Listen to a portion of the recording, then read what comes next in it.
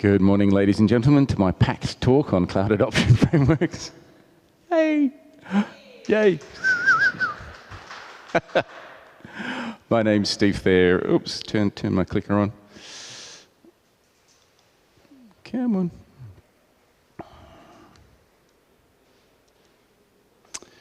Yep, my name's Steve Thayer. I'm the CTO and co-founder at DevOpsGroup. We're a UK-based consultancy that helps organizations do cloud adoption and DevOps engineering.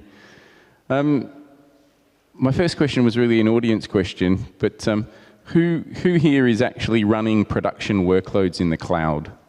Anybody? Okay, cool. So really the whole idea of cloud adoption frameworks and their promotion by Amazon and Microsoft is so that you don't make all the mistakes that these guys made when they moved all their workloads to the cloud. The idea is that they collected a whole conglomeration of best practices so that you can avoid making the same mistakes they did.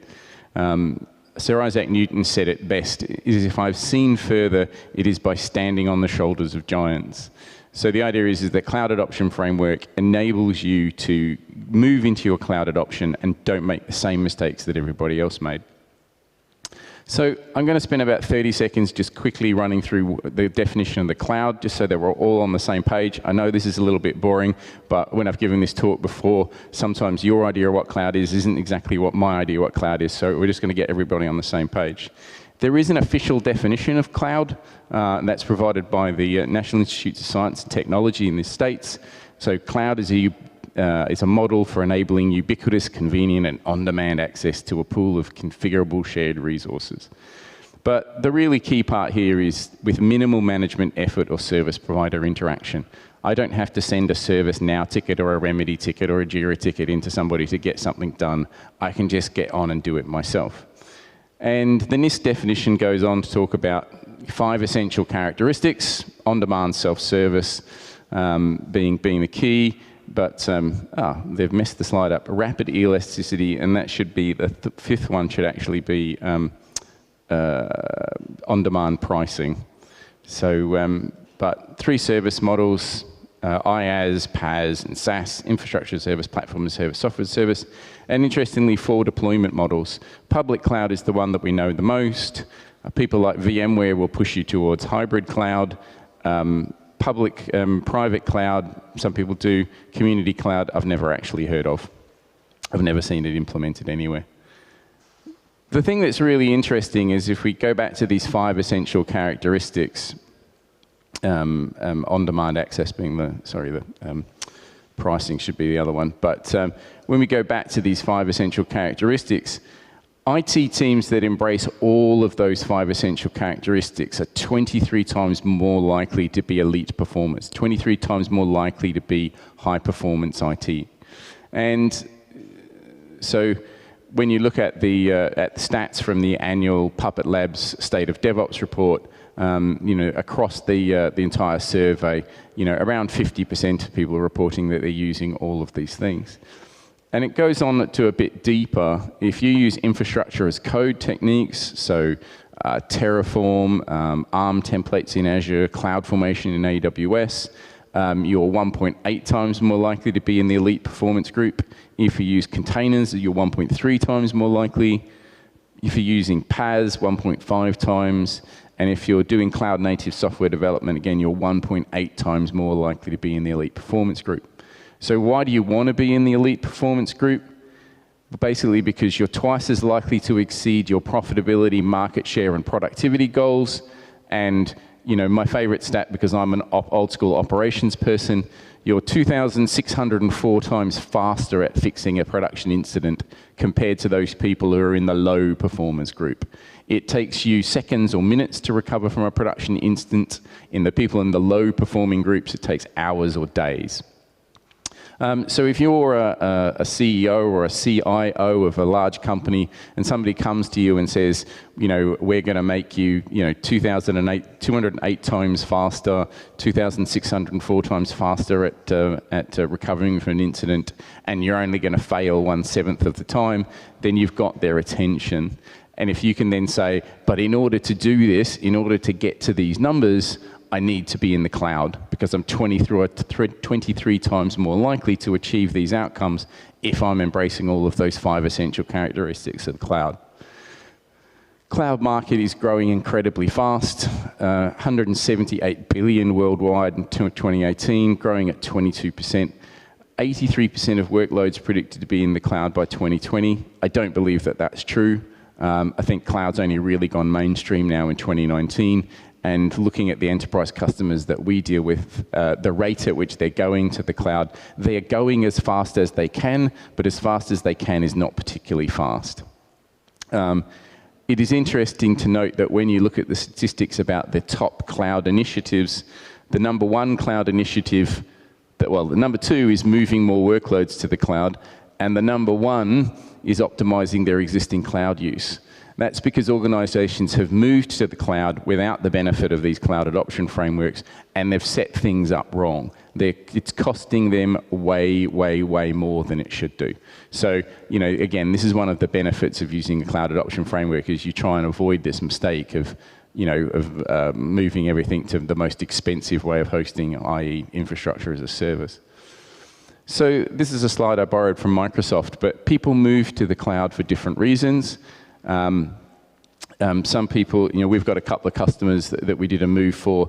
They had data center contracts that were expiring. They had 5 global data centers. They didn't want to renew the leases, so they just wanted to get out. So that impacts their migration strategy.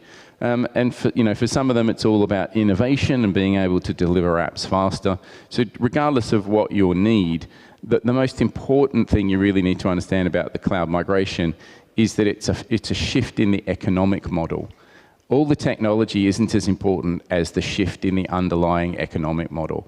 It's a move from capital expense to operating expense, from CapEx to OpEx. So in a CapEx model, lots of very large investments, multi-million-pound investments that you amortize across over several years. The decision-making around this is very slow, and it tends to be very centrally controlled. You have your group IT department that runs all the data centers and spends all these millions of pounds. Once you move to an OpEx model, there's lots and lots of little small investments, very rapid decision-making. You want to move a new service, you just get on and you just move it, bang, you put your credit card in and you get going. It's iterative, it's agile, it's paid monthly. And what that means is it's generally distributed control. Now that's a real challenge for a lot of traditional IT departments, because suddenly somebody in the marketing department who has a credit card with a much higher limit than the entire IT budget can go and just get as much compute resource as they want from Amazon or Microsoft. So making sure that when you suddenly have distributed control over your computing resource, making sure that you stay compliant with all of your governance and risk things is quite a challenge. And again, the cloud adoption frameworks can help you there. So let's drill down into the cloud adoption frameworks in detail. So what does a cloud adoption framework offer you? It provides guidance on what needs to change. It provides a roadmap for your migration journey, and we'll talk about the different roadmaps. It helps you prepare the business case. Ultimately, in order to move to the cloud, you're going to have to create a business case for your finance director or CFO. And most of the cloud adoption frameworks offer some pretty detailed guidance on how to justify it. And it provides guidance on how to govern, manage, and operate the cloud. A lot of people, the reason that the cloud's costing them so much is they thought all about the migration. They didn't think hard enough about the actual how they were going to build and then operate this new cloud environment. We do a lot of work with customers where their traditional operations team is just not cloud ready. They haven't been given the training, they haven't had the exposure, they haven't had the experience. So we have to do a lot of training with them to try and get them up so that they can manage the environment. So the Amazon Cloud Adoption Framework, I really like, consists of 6 pillars: business, people, governance, platform, security, and operations. It's good to see that operations is a first-class citizen over here. But the thing I really like about the AWS Cloud Adoption Framework, and why I think it's very powerful if you use it, particularly with your senior stakeholders in the organization, is that 3 of the pillars of the 6 pillars of their framework are non-technical. They don't talk about IT at all. They talk about your relationship with the business. They talk about how you're going to treat your staff. For example, what do you need to do around training? How do you need to change the careers? How do you need to change people's bonuses? All of these things are sort of HR and people related. And then they're very, very clear about the governance, about how you're going to manage. And then you've got 3 of the pillars, which are technical: the platforms, security, and operations. Sitting alongside the AWS Cloud Adoption Framework, they have what's called the AWS Well-Architected Framework. The Well-Architected Framework also has 5 pillars. The well-architected framework is a little bit of a wrong name. It's actually more of a well-operated framework because it talks more about how you're going to operate these workloads in the cloud. So the 5 pillars are, operational excellence. How are you going to be ready when things go wrong? How are you managing it correctly? Making sure you get the security right. Making sure you have the reliability and high availability. Performance efficiency, so making sure you're using the right sizes of virtual machines, the right class of storage with the right performance characteristics to meet the needs of your application, and which is very, very tightly related to cost optimization. So how are you going to make sure that you aren't paying way more? If you go back to that graph that had the number one thing people want to do is control their costs. So Microsoft have their own cloud adoption framework for Azure. The Microsoft one is more of a linear step-by-step plan on how to get there. So interestingly enough, they actually kind of work together quite well. You have the sort of the 6 pillars of the AWS one, which sort of gives you a big picture, and then the Microsoft one is more linear, step-by-step, how to get there. So there isn't currently an Azure equivalent of the AWS Well-Architected Framework. So one of the guys in my team wrote his own. It's called the Azure Readiness Checklist, which you can get to at azurechecklist.com.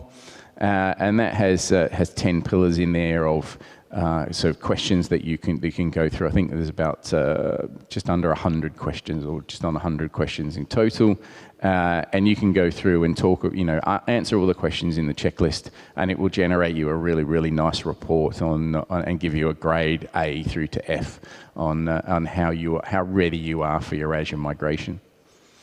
So when we talk about cloud adoption pathways and how you get to the cloud, the AWS framework has 7 different pathways to get you from where you are right now to running in production in the cloud.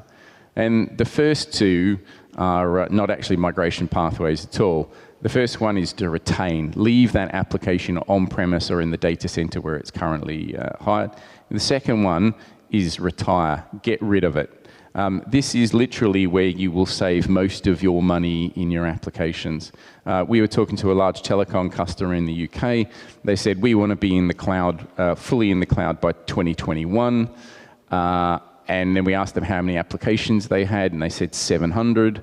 So I said, well, there's 220 working days in a year. So basically, if you're going to move 700 by the end of 2021, you should have started 9 months ago. There is no way they can move, even moving 1 a day, they are going to struggle to achieve that goal. Where they will achieve lots of savings and stop themselves a lot of work is by just not moving certain workloads. Most of these organizations, for example, would have 5 ticketing systems or X many different finance systems. It's much easier for them to try and consolidate those and decide what not to move. Rehost is the easy pathway, the lift and shift migration. I can do that manually, or I can do that by using a whole range of automated tools. In the middle, you have re-platform. So this is redeploying the application, evolving it to moving it onto sort of cloud-native pathway, cloud-native hosting solutions. In the middle, you have repurchase, which is basically buy a better product that's ideally already in the cloud. And the last pathway on this model is to re-architect, refactor. So actually just to rebuild the entire thing cloud-native. So we've kind of broken this down, and we only really talk about three pathways. There is the lift and shift superhighway. This is the way most organizations move their workloads into the cloud. They use automated tools like Azure Migrate or Cloud Endure or Turbonomics, and they will just take a virtual machine image here from VMware, move it over and convert it and run it as an IaaS, infrastructure as a service virtual machine. That is the thing that will be most expensive. That's why it's costing you so much money, because you're going from your on-premise hosting to your cloud hosting, and if you move your machine like for like, it will end up costing you more. So most of the tools these days will help you right-size it. They'll look at, they'll monitor the workload for a week or a month and get an idea of, if you've got, 16 cores and 24 gig of RAM over here, but you're only using 5% of the CPU and 10% of the memory, then they'll suggest you move it over here with just 2 cores and 2 gig of RAM. And that's how you'll save money. What a lot of people will do is that they will move the stuff they really want to eventually get rid of into what we call the reserved instance dinosaur park. So a reserved instance is a way to pay for the cost of your virtual machine up front. If you pay for that virtual machine up front, you'll get somewhere between a 40 and a 70% saving, depending upon how long you do the reserved instance, 1 year, 3 years. So if you've got some applications that you eventually want to retire, it's a great way to just park them over there until you're ready to get rid of them. But really, ideally, if you do choose this lift and shift superhighway, what you really got to be conscious of is this sort of refactor road over here. How can I move this stuff away from IaaS-based hosting and start moving into PaaS and container-based hosting? If you decide to do a lift and shift, and if you think about those migration triggers that we had earlier on, around, you have to get out of a data center because it's closing, it's perfectly valid to do a lift and shift, but what I would do is I would secure the funding for phase 2 to modernize your estate as part of that original budget. Because if you don't think, people will go, oh, we're in the cloud now, we don't need to spend any more money. This is only phase 1. This is phase 2, which is you're going to need to get your costs down. Otherwise, this will become very, very expensive. So the second pathway which we have to get there is the evolve pathway. This is the pathway that we prefer to take people down. This is, using infrastructure as code, Terraform, Chef, Ansible, Puppet, CloudFormation, ARM templates, trying to use a mutable infrastructure, move applications into containers and then run it in one of the many container platforms that are available. And this automation is what will really, really help you, get those costs down. The last but not least path is the Go Native pathway. So this is rewriting your application as a cloud native application, like a 12-factor app, for example, which is, will result in a application hosting environment which will be very, very cheap. I know a large retailer was running a beta version of their new web front end, full e-commerce front end, running their, they were a food retailer, and for 10,000 customers that were using this site to do the weekly shop, it was costing them £80 a month to host their entire front end, because they were using single-page applications, AWS Lambda for serverless. It was just unbelievably cheap. So when organizations move to the cloud, we tend to find them move in a fairly predictable way. Workloads are moved in an opportunistic or an ad hoc way. Different parts of the business are moving different applications in different ways. In some cases, they're moving them to different clouds. Eventually, you get to a point where the powers that be look at the cloud bill and say, right, from now on, it's cloud first. I'm not investing in my data centers. I'm going to move all my workloads to the cloud. At this stage, they'll normally pick one cloud that they'll prefer. So we'll say our preferred partner is Amazon. Our preferred partner is Azure. As that goes on, eventually they get to a point where They want to start exiting their data centers. So now it's about all in. It's about mass migration. Everything is going to the cloud. We put a sunset clause on the data center and we say, yeah, we're going to get out of these data centers. And eventually they then move on to we're going to start doing cloud native development and move all our applications to the cloud. So one of the biggest issues that we've found in helping organizations move to the cloud is what we call the technical debt trap. So technical debt is sort of defined as the total cost of all of the bad choices that you've made over the lifetime of your applications. So Martin Fowler, divides it into sort of deliberate and inadvertent and reckless and prudent. Sometimes you say, oh, I know my design for my application is not perfect, the monitoring's not right, the database setup is not right, but I have to ship it now. I need to get this out. So sometimes you just decide that. And sometimes it's down here, until you're actually running this workload in production, I didn't know that actually that was a really bad choice of middleware, or that was a really bad choice of database layer. So you accumulate these bad decisions, and these bad decisions that you made is technical debt. And these bad decisions will cause it to be slowed down. It's the reason why some organizations take weeks and months to deploy applications, because there's so much friction, there's so much grit in the system that they really can't move very quickly. The problem is that as you start to do your cloud migration, you will uncover every piece of technical debt that exists inside your organization, because as you go application by application, drilling down to them in detail, you will find that most of them are absolute crap. And unfortunately, the problem is that the cost of repaying that technical debt will far outweigh the budget that you have for your cloud migration. You can't repay years of underinvestment in the architecture and design of your applications in the period of time that you have for the cloud migration or for the budget that you have for your cloud migration. So the problem is that you need to find somebody else's budget to pay back the technical debt. Because otherwise, literally, so we're working on a migration for a large customer of financial services. They do, payments and various things all the way around the world. And they have 4 different versions of their core platform running for different customers in different parts of the world.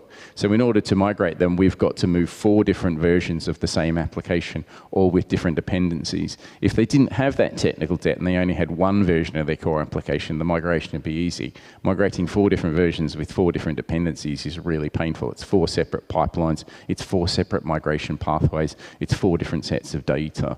This is the kind of stuff that is going to make your thing to be really painful. So let's have a quick walkthrough of one of the cloud adoption frameworks. We'll use the Microsoft one because it's more linear. It's quite easier to walk through in detail. So the first step in the Azure CAF is to define the strategy. What are you trying to achieve?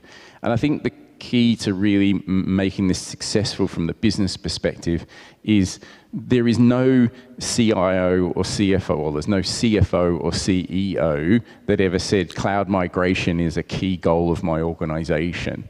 Cloud migration is an enabler to be able to do something else. And the something else is normally an entire digital transformation of their organization. How do I move to use digital channels? How do I meet customer needs better and faster? So you need to understand where your cloud migration fits in this larger picture of digital transformation. Because if you think you're only one part of, if you think you're the entire thing, you're not. You're a small part of the business's motivations. Moving to the cloud has a reason. I'm moving cloud so it's faster, quicker, better. I think it's also really worth interesting.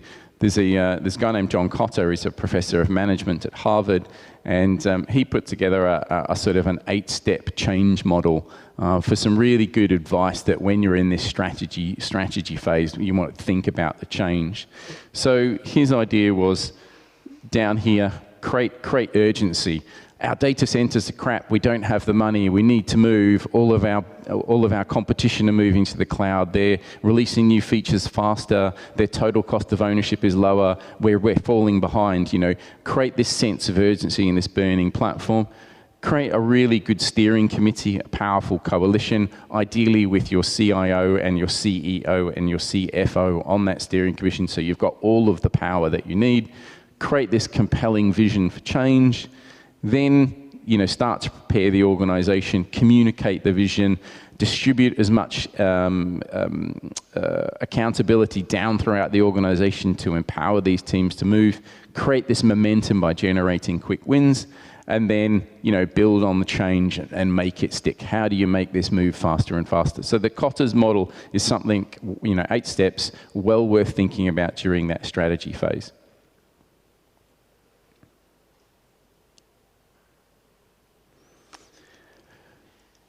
There's another nice diagram to take a photo of. There is something to really understand that when you're going through this change program, is that different people in your organization will be at a different place to you. If you're part of the change team and you've been thinking about this, you're up here in the action phase. You've thought through it all, you're ready to go onto the cloud. So if you go out to the organization and start saying, we're going to the cloud, it's going to be great, we're going to the cloud, we're going to the cloud, you're sending all these action messages. If you've got somebody in your organization who's down here in what they call the pre-contemplation phase, and they don't think there's anything wrong. They think that what they're currently doing, the way they do their job today, is absolutely perfect, and they don't see any need to change. So if you come to them and talk about all this change, what do you think is going to happen? You're going to get a massive resistance. You're going to get a massive pushback straight away, saying, hey, I don't want to be part of this change. You're making things difficult. I don't want to know. So what you have to do is you have to take people through these stages step by step. You've got to start with explaining why continuing to do things the way that we do, why the status quo is no longer good enough. Our competition is doing it better than us, they're doing it cheaper than us, they're doing it faster than us. So, then you have to get people thinking, and you have to give them lots of information about, these are the things we think need to change, so you get them thinking about it. And then, you get people into the preparation phase, you start giving them the training, you start sharing the plans, you start collaborating on creating the more detailed plans, and then you move them along, and you've got to bring them along on that journey. And then up here in the maintenance phase, you've got to make sure that the way you're doing things becomes the new normal. You've got to make sure that this change really, really sticks. And this is where a lot of the HR stuff comes into play. You've got to look at people's job descriptions. You've got to look at people's incentives. You've got to look at the way you're hiring new people. The new people coming into the organization have to be bought into the cloud and the automated way of doing things. So you might want to look at the technical tests you give when you're hiring people. All of this stuff is changing a lot more than just seeing it as a narrow technical thing. So, next step on the cloud adoption framework is the planning phase. What I would say here is, again, think about the big picture, but don't create a massive waterfall project plan at this stage. You've got to think about it being iterative. So let's say you're that customer that has 700 applications in their estate. You don't have to have a firm plan for all 700 applications. What you need to do is decide which 20 of those applications are the most important, or the ones that you think might be easiest to migrate, and start working on those. Get the team going so that they can start iteratively working around. You can worry about the other 680 in 3 months' time when you come to the next tranche. So, do a rough assessment, do a rough mapping, create 4 quadrants of the stuff that's easy to change and the stuff that has most business value. So up here, you've got easy to change and high business value. Focus on all of that stuff first, and then you can start this iterative process. So as I said, assess your application portfolio, and again, when you're looking at that, doing that assessment, really try and identify those applications that you're just not going to move, you're just going to retire and get rid of, because that's where you will save a lot of money. And in this planning phase, you really need to think about the people. Going back to the people pillar in the AWS model, what are the skills that you're going to need? If you're an operations or infrastructure IT guy like me, you might have never used source control in your life. You would store your PowerShell scripts or whatever just on a file system or on an NFS share if you're using Linux or something. You might never have checked stuff into source control. So you've got to teach them what is source control. Then you've got to teach them a source control tool like Git. Oop, I'm going to have to speed up. So then you've got to teach them PowerShell, Terraform, Puppet. There's lots and lots and lots of things you need to do. So it's going to be really, really important that you think about the people and how you're going to train them. There are plenty of online resources, Udemy, Pluralsight, A Cloud Guru. Most organizations I know just get subscriptions to those and then create training pathways. We have a sort of thing. We create these little cards. So for each role, we'll define the sort of key skills for each role, and then sort of give them a rating and say, you need to be able to, depending upon your role, you need to be able to fall into these buckets.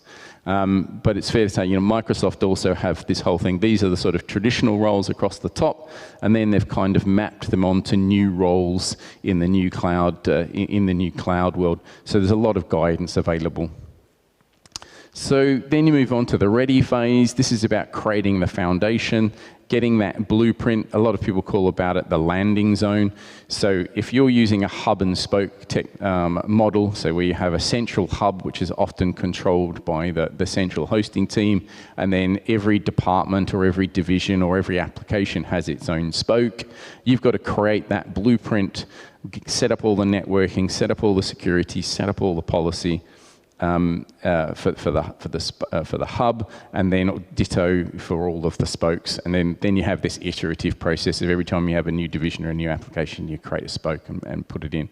And this iterative approach is really where your as code, infrastructure as code, configuration as code, policy as code really comes into thing, because it's very, very repeatable. If you want to create a new spoke, you just change some parameters in the parameter file, rerun the Terraform, rerun the Chef, Puppet, Ansible.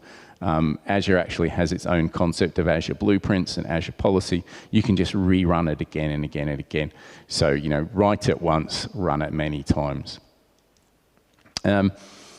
The other thing is about to think hard about up front when you're particularly using a hub and spoke model is where are you going to put those administrative boundaries? Where are you going to decide who has control over what area in the hub and spoke? So only the group IT people can control the hub, for example, but the divisional IT or one particular team that manages that application, or maybe it's even a third-party vendor. We built a landing zone for a large insurance and company, so they had their financial systems.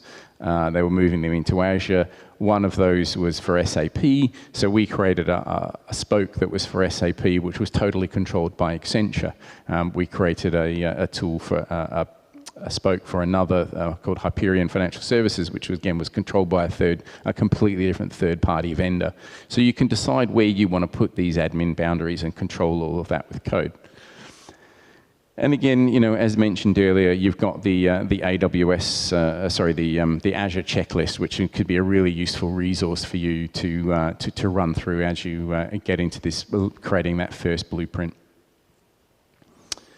So the other thing is certainly in the Azure world, you have this kind of concept of hierarchical management. You have resources which are in a resource group, which are part of a subscription, and then you have Azure management groups that then sit above that are all related back to an Active Directory tenant. So you can think about this hierarchy, here of different subscriptions in different geographical regions, different productions. You might want to break it down by different parts of the business who have different responsibilities, running different subscriptions. But if they're all under the same root management group, you can apply policy here, you can apply policy here, here, different levels that they will all inherit. Again, it's a way to give you some control up front. So then we move into the adoption phase. Again, this is iterative. Going back to that change model, the 8 steps of Kotter, this is where it's really important to generate your quick wins as quickly as possible. You can migrate via the lift and shift pathway out of our diagram or the evolve. DevOps it where you can really try to aim for that evolve pathway. Lift and shift where you can't, where you've just got to get stuff moved, or it's not cost effective. If you've got an application you're going to retire in 12 months, investing a lot of money into automating it's probably not worth it. Lift and shift it, park it in a 1-year reserved instance, get the cost down, and in 12 months' time, get rid of it. And certainly on the innovative pathway, you'll hear people talk about 12-factor applications, microservices, Kubernetes, insert buzzword here. 10 minutes, thank you.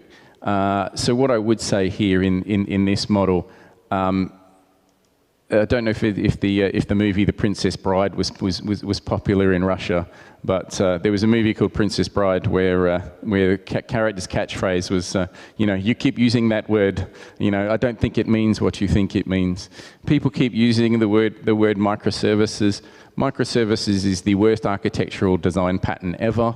Why would I take my application and split it up into dozens or hundreds of different parts if I'm going to keep all of my support in one big centralized team? It makes no sense. The complexity of environment goes up to the square of the number of moving parts. So if I have 10 moving parts, I've got 100 interactions. 1,000 moving parts, I've got 1 million interactions, or 10 million, I should say.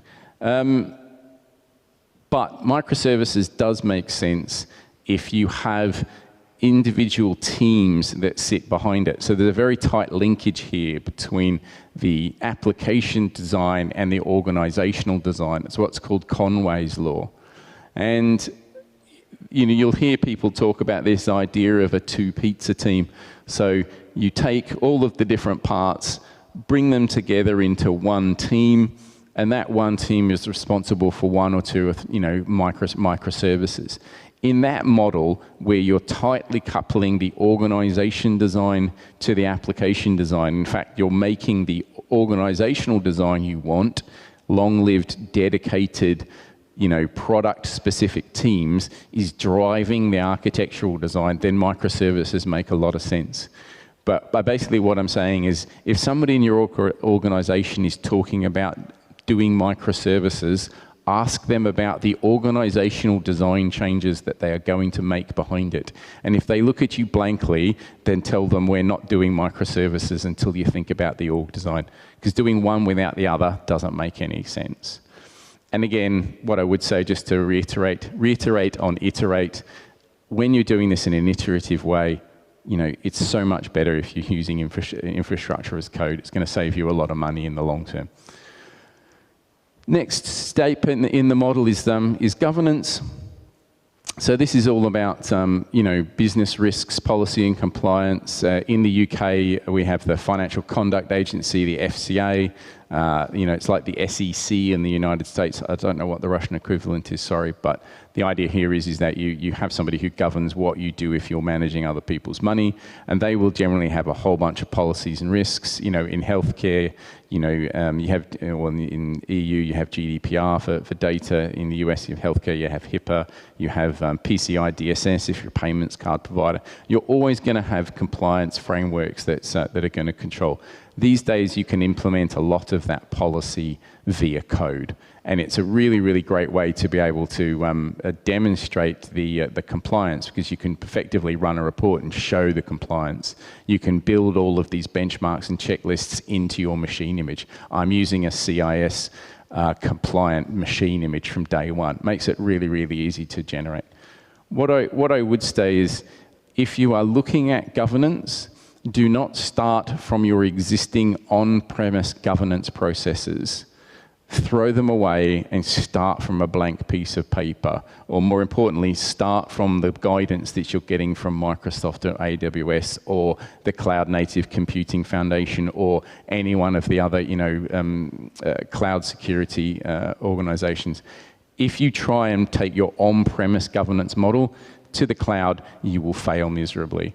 But there's lots of guidance here on the sort of 5 disciplines of good cloud governance from Microsoft. Microsoft actually have an entire tool called CAF Baseline, which you can go to. You can answer a whole stack of questions. It will give you a lovely report about where you go in comparison to your business priorities, where you currently stand, and the sort of industry benchmarks. So the CAF Baseline tool is a really good place. 5 minutes, right? I better hurry. Yeah, and again, generate quick wins, and then last but not least, start to think about operations. Think about how you're actually going to do your platform and operations.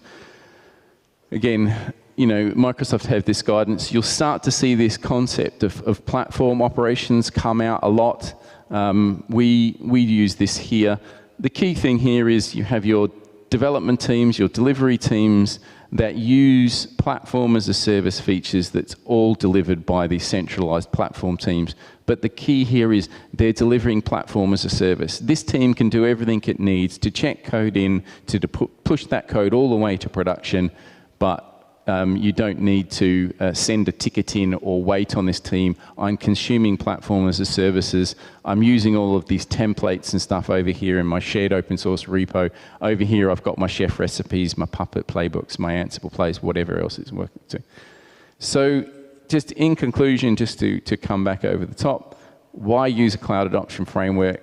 Provides guidance on what needs to change. It provides a roadmap for your journey. It helps you prepare the business case, and it helps you provide guidance on how to govern, manage, and operate in the cloud. So thank you very much. If you have any questions, just grab the mic. All of the slides and stuff will be available over here on our resources page. So just go to DevOps Group and then navigate down to resources, or click on the on that link. And with that, thank you very much.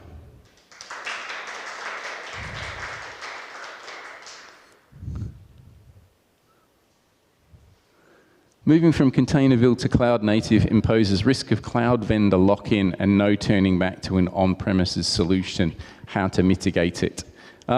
It's a really good question, and I've seen a lot of organizations tie themselves up in knots about trying to not have vendor lock-in for cloud. I genuinely wouldn't bother. I would just accept the fact that if you're going to start using AWS Lambda or Azure Functions, that you are going to have vendor lock-in. I haven't yet seen anybody actually moving back from the cloud to on-premise. I think that shift has gone on. That shift is only going in one direction. I have seen somebody, we're actually helping, I have seen somebody shift between clouds. The reason they shifted between clouds was not a technical reason, it was a political reason. And it was a political reason, based around perception of lack of service. It was perception around the funding that they could get to fund their migrate. So they were using the cloud migration to address their technical debt issues and to address their organizational issues. So what I would say is I would not try to avoid cloud vendor lock-in. You will spend so much money and tie yourself up in knots and not get the benefits of the cloud. I would literally go all in using as many of the cloud native features as I possibly could, because that's where you're really going to save the money. You can spend a lot of money worrying about something that will hardly ever happen. If you do need to migrate from cloud to on-premise, worry about that problem then.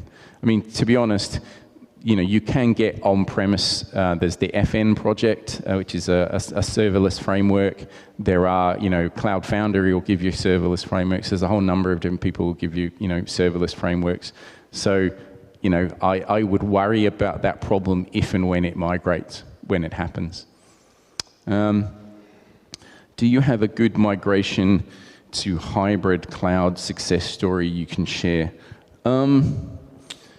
So yes, it's a pretty old one now. We did a migration for a chain of fitness gyms in the UK, and they moved into a Nutanix hyper-converged infrastructure.